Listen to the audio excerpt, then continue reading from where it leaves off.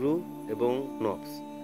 আমি অনেক ইমাম সাহেবদের অনেককে জিজ্ঞাসা করছি যে হুজুর, কুল্লু নাফসিন জায়কাতুল মউত, তো যেহেতু প্রত্যেকটা নফসের মৃত্যুর স্বাদ গ্রহণ করতে হবে, সেহেতু রুহটা কি? তো তারা বেশিরভাগই আমাকে অ্যান্সার দিল যে রূহ এবং নফস দুইটা এক বিষয়। এখন আমার নলেজে এই বিষয়টা মানতে পারলাম না। বলা হয়েছে কোরআনে যে কুল্লু নাফসিন জায়গাতুল মাউত, প্রত্যেকটা নফসের মৃত্যুর স্বাদ গ্রহণ করতে হবে। আচ্ছা, ব্যাপারটা এমনও হইতে পারতো যে কুল্লু রূহ জায়গাতুল মাউত, প্রত্যেকটা রুহের মৃত্যুর স্বাদ গ্রহণ করতে হবে। এখন যেহেতু নফসের মৃত্যু স্বাদ গ্রহণ করতে হবে, সেহেতু আমি একটা নফস। তার মানে আমি যদি নফস হই, তাহলে রুহটাকে, আবার আমি যদি রুহু হই, তাহলে নফসটাকে। এখানে আমার অ্যান্সার আসবে যে নফস এবং রুহু কোনোদিনও বিষয়টা এক না। কেননা আদম আলাহিসাল্লামকে যখন আল্লাহ পাক সৃষ্টি করলেন, তখন আদম আলাহিসাল্লামের ভিতরে নফসটাকে জাগ্রত করে দেয়া হলো এবং আদম আলাহিসাল্লাম দেহ থেকে বের হয়ে আসলো এবং বলল, হে আল্লাহ, আমি এই দেহের ভিতরে থাকতে পারবো না। আল্লাহ বললেন যে আদম, তুমি আবার যাও। দ্বিতীয়বার যখন গেলেন, তখন দেখলেন দেহের ভিতরে আল্লাহর নূর চমকাইতেছে। তখন আর আদম এই দেহ থেকে বের হইতে চাইল না। আচ্ছা, আসুন রূহ এবং নফসের পার্থক্যটা আপনাদের বুঝাই দেয়। আমাদের যে মানব দেহ, এই মানব দেহটা যে জীবন, এই মানব দেহের যে জীবন, এই দেহের জীবনের নামই হচ্ছে নফস, যেটাকে প্রাণ শক্তি বলা হয়, বা কলব, মন। যেই নফসের ভিতরে খান্নাসরূপী শয়তান থাকে, যেই শয়তান দ্বারা আমরা পরিচালিত হয়ে থাকি বেশিরভাগ মানুষই। আর রূহ হচ্ছে আল্লাহর পক্ষ থেকে আদেশ।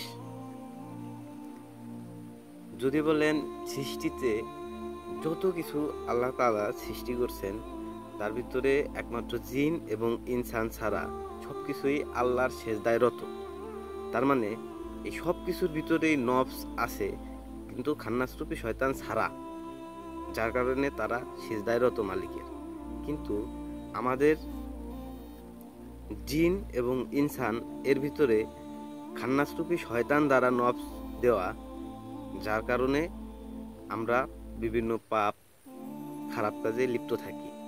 প্রত্যেকটা নিঃশ্বাস নিতেছি ছাড়তেছি, নিতেছি ছাড়তেছি।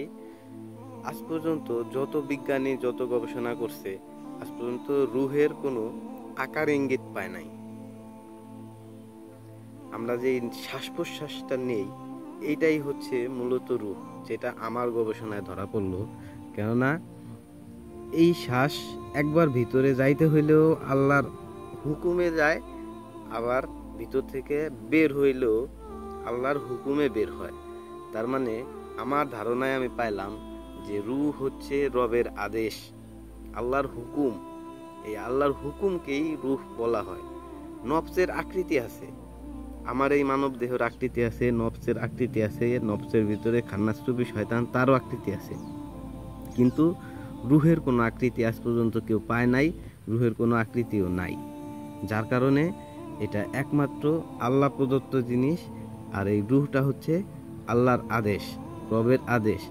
যদি এই কথায় কোনো ভুল প্রমাণিত করতে পারেন, তাহলে আমি কোরআন হাদিস নিয়ে আপনাদের সাথে বসতে পারবো, এবং আপনারাও যারা রূহ এবং নফসকে এক বলেন, তারা একটু ভালোভাবে গবেষণা করে দেখবেন যে রূহ এবং নফস কোনোদিনও এক বিষয় না, এটার অবশ্যই পার্থক্য আছে।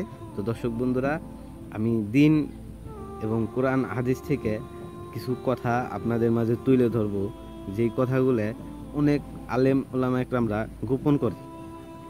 যে বিষয়গুলো সরাসরি কোরআনে বলা আছে যে তোমরা আমার বাণীকে কখনো গোপন করিও না, তোমরা সবার মাঝে যতটুক জানো ততটুক জানায় দাও, যাতে সবাই দিনের পথে ফেরত আসতে পারে। ভিডিও যদি ভালো লাগে তাহলে অবশ্যই লাইক, কমেন্ট, শেয়ার দিয়ে মানুষের মাঝে পৌঁছে দিবেন এবং কমেন্ট করে জানাবেন, যাতে আমি এমন এমন কিছু বিষয় তুলে ধরবো আপনাদের মাঝে, যেই সব বিষয়গুলো অনেকেই আমাদের মাঝে গোপন করে, যার কারণে আমরা পরিপূর্ণভাবে দ্বীন ইসলামের ভিতরে নামতে পারি না এবং পরিপূর্ণভাবে আল্লাহর ইবাদত করতে পারি না।